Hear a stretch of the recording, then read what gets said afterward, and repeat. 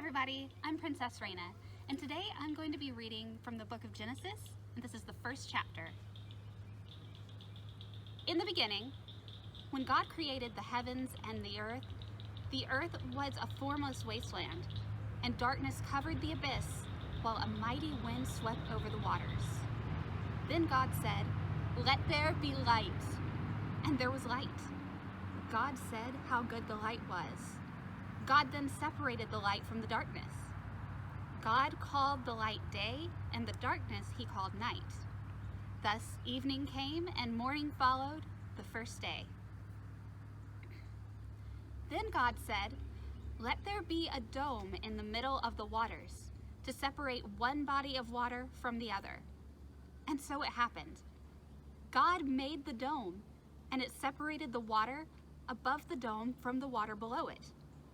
God called the dome the sky. Evening came, and morning followed the second day.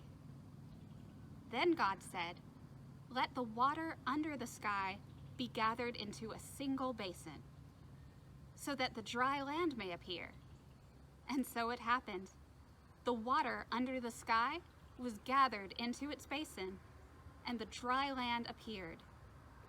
God called the dry land the earth, and the basin of the water he called the sea. God said how good it was. Then God said, "Let the earth bring forth vegetation, every kind of plant that bears seed, and every kind of fruit tree on earth that bears fruit with its seed in it." And so it happened. The earth brought forth every kind of plant that bears seed, and every kind of fruit tree on earth that bears fruit with its seed in it. God saw how good it was. Evening came, and morning followed the third day. Then God said, "Let there be lights in the dome of the sky to separate day from night. Let them mark the fixed times, the days and the years, and serve as luminaries in the dome of the sky, to shed light upon the earth." And so it happened. God made the two great lights, the greater one to govern the day, and the lesser one to govern the night. And he made the stars. God set them in the dome of the sky to shed light upon the earth, to govern the day and the night, and to separate the light from the darkness. God saw how good it was. Evening came, and morning followed the fourth day. Then God said, "Let the water teem with an abundance of living creatures, and on the earth let birds fly beneath the dome of the sky." And so it happened.